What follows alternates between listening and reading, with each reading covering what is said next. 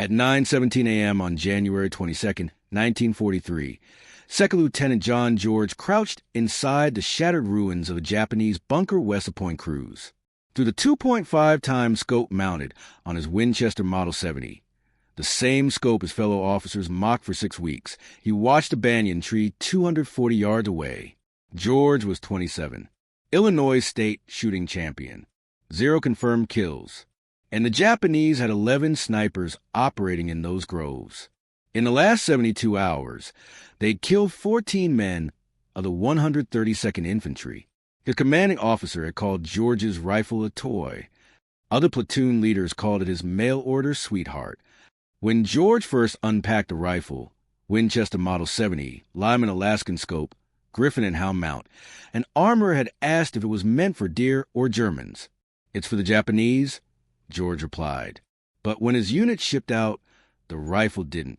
It sat in a warehouse in Illinois while George sailed to Guadalcanal, watching other men clean their Garands. He had to request that his Winchester be forwarded through military mail.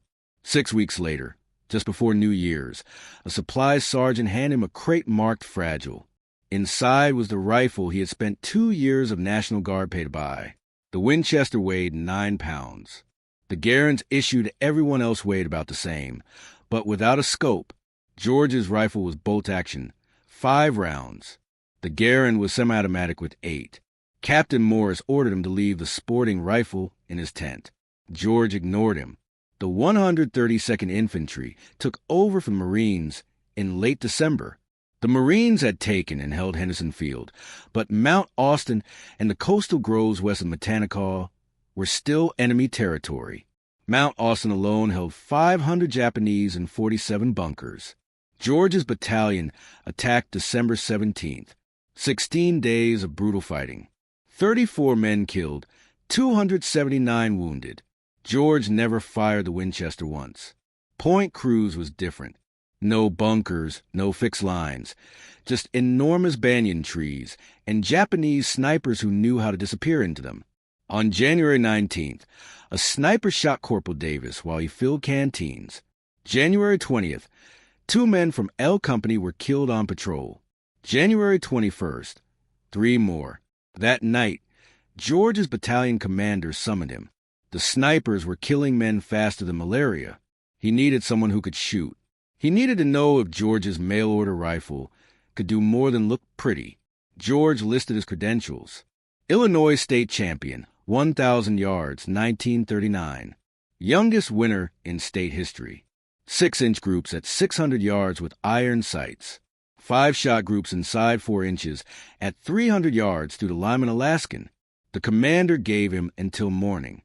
George spent the night cleaning Cosmoline from the rifle, checking mounts, loading 5 round to .30-06. At dawn, he crawled into the ruined bunker overlooking the coconut groves. The banyans rose 90 feet high, trunks 8 feet thick, perfect sniper nests. George brought no spotter, no radio man. Just his rifle, a canteen, and 60 rounds in stripper clips. The jungle hissed with insects, birds, distant artillery. George filtered out the noise and focused on movement. At 9:17, he saw a branch shift. No wind. A man, 87 feet up, in a fork where 3 branches met, watching the eastern trail. George adjusted 2 clicks for wind, exhaled slow and squeezed. The sniper fell 90 feet. Hitting the ground in a lifeless tumble. Snipers worked in pairs. The second one wouldn't be far.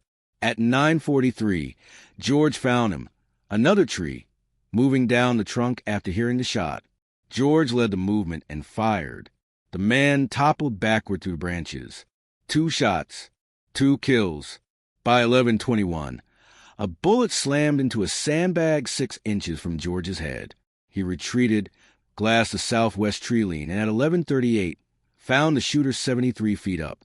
1 shot, 1 fall, 3 kills. By noon, George had killed 5 snipers.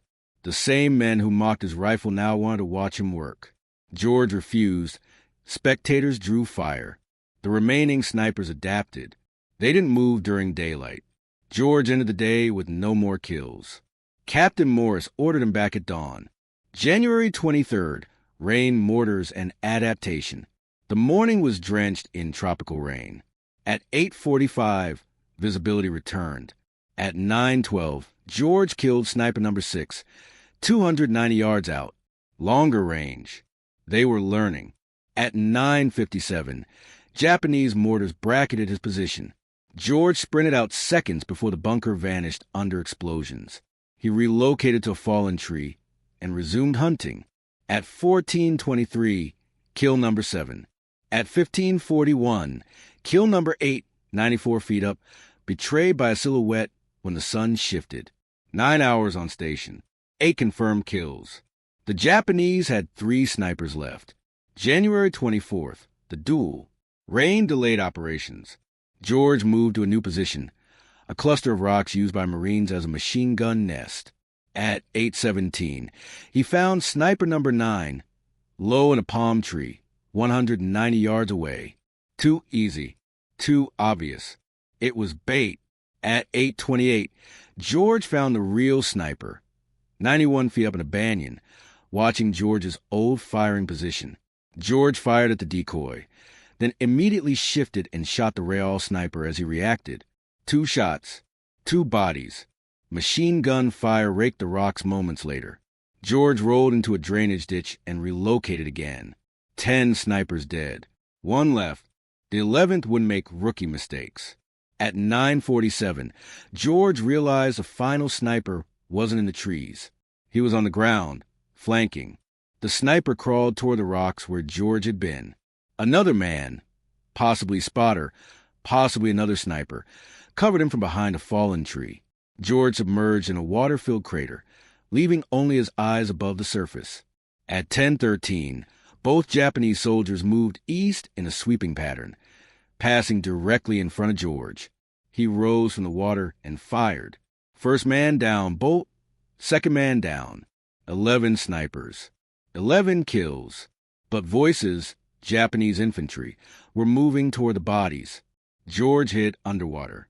6 soldiers approached, found footprints, and followed them straight to the crater. At 10:31, a soldier looked directly into the water. George shot him point blank. 2 more soldiers appeared. 2 more shots. George escaped under fire, engaged again from a fallen tree, killed another, then broke contact with his last 2 rounds.